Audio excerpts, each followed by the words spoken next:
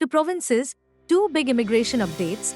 PAYE's final draw of 2025 and BC welcomes entrepreneurs.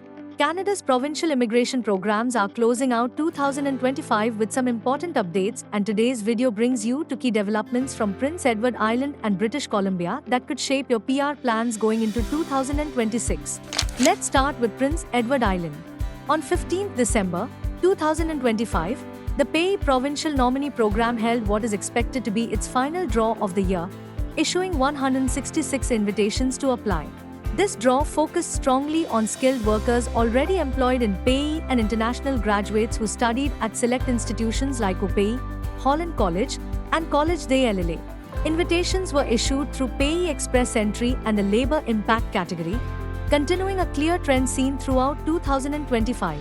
In fact, nearly two-thirds of PAYE's draws this year prioritized in-province workers and graduates, showing how important local ties have become for provincial nominations.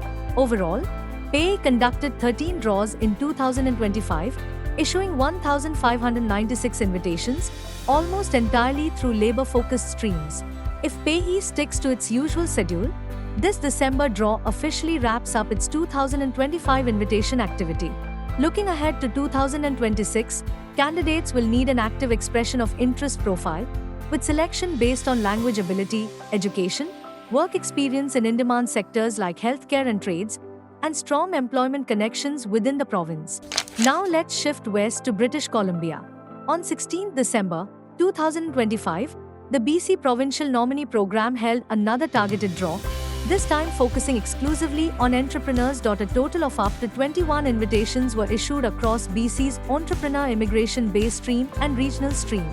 While the numbers were small, this was still one of BC's largest entrepreneur-focused rounds of the year, reinforcing the province's preference for quality business proposals over volume.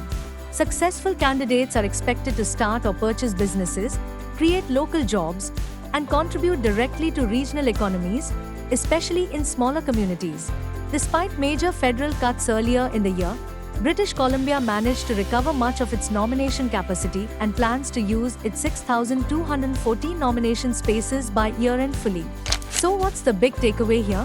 As 2025 closes, provinces are clearly doubling down on job-ready workers, local graduates, and serious entrepreneurs.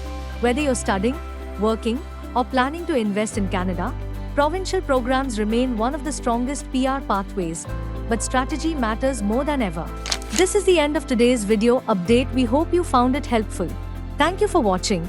And if you enjoyed the video, hit the like button, subscribe to our channel, and press the bell icon to stay updated with the latest Canada immigration news.